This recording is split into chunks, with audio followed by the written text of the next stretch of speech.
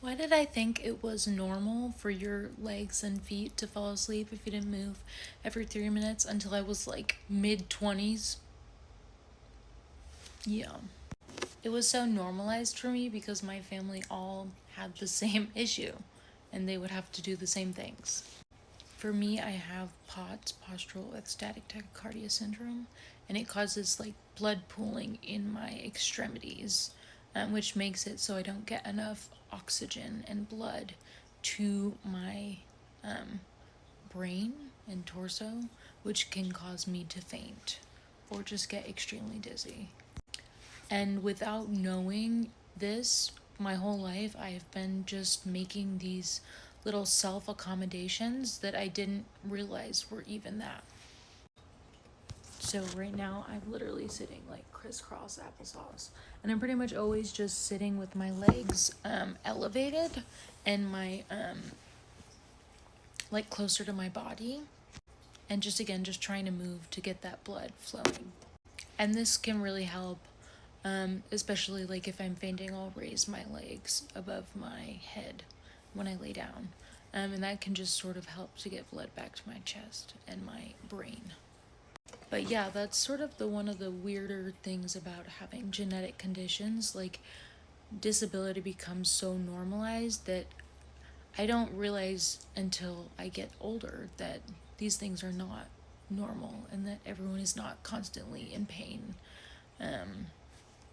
Or like being able to dislocate and sublux my joints at will, and having issues like hips dislocating or subluxing when I go up the stairs. Yeah, but I just think it's kind of amazing that people with disabilities find ways to adapt even if they don't know that they have those disabilities. There are so many things that I do, like in my life, that I didn't realize I do for a certain reason until I got diagnosed with Ehlers-Danlos syndrome. I have vascular thoracic outlet syndrome, and I pretty much do all of my motions without having to raise this part of my arm. And since I have vascular thoracic outlet syndrome, that motion causes me to get blood flow and my nerves to get pinched, and it closes off blood to my brain and my peripheries. And that's just been extremely problematic, obviously, but I've sort of found ways to do small things so that I don't have to make these motions and it's not that big of a deal. Like when people drive, you're supposed to do 10 and 2, but I do sort of the inverse. I put them lower down on the steering wheel as opposed to going like this. And I sit very close to the steering wheel, which is probably not great if I get in an accident, but it means I'm not having to go like this, which would, if I'm driving for more than like a minute or so, would cause me to pass out.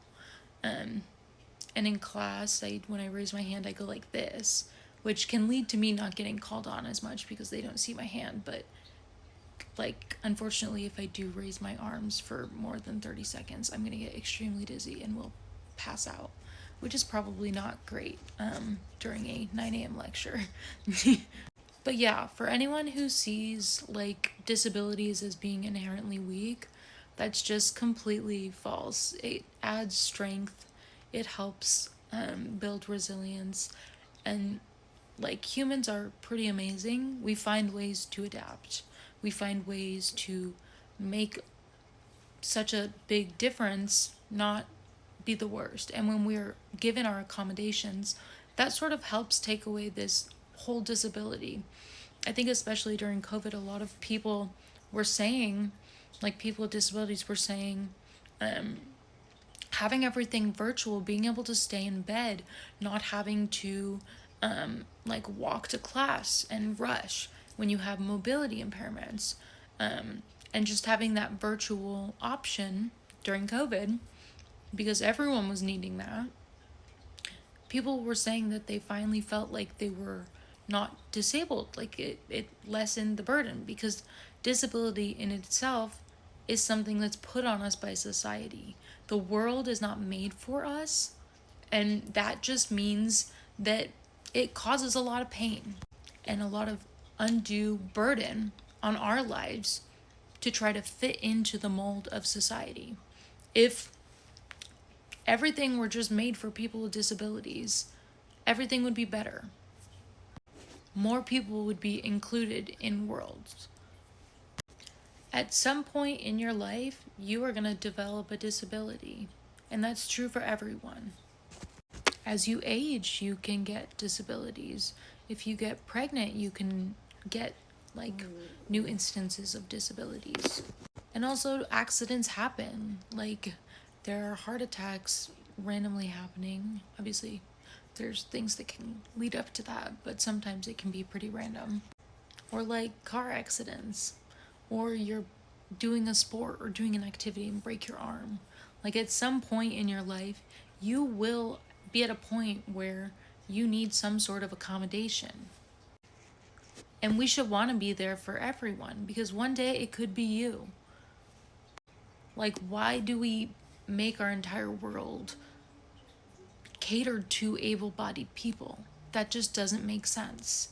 There's really nothing that you lose out on if we make everything disability accommodating. It would cost maybe a little bit more money, but honestly, if you're designing something, you can just make super easy tweaks to the norm in order to make it disability friendly. Like for people with sort of like issues using their hands, instead of using a circular doorknob, you can just make it one of the lever ones where there's something you can easily grasp onto, and you don't have to rely on using smaller motions in your fingers. There's just lots of things that can be done to accommodate people that are not taken into account when making just life, when making houses, when making schools, when making government buildings, stores, and they could be very easily tweaked and made it so that more, like a bigger percent of the population can enjoy those commodities. These small tweaks like could mean the world for someone, and it's not going to cost a ton of money. Obviously, like if you're going back and trying to retroactively do things, that's a lot trickier, but it's just super easy to make these small adjustments when designing these things in the first place. More people need to get into disability focused design because it can just help everyone. Like, I made a couple videos about this, but there are so many things that were made for people with disabilities that have benefited everyone. Like, texting instead of phone calls. I'm not going to make that this purpose of the video. I just think it's always good to share those insights because not everyone is going to be hearing them. And yeah, like people with disabilities are amazing and so resilient. So often people make these adjustments and adaptations to their life to make it easier for their disabilities. And I think that's super cool. And we should applaud that and try to embrace that for everyone.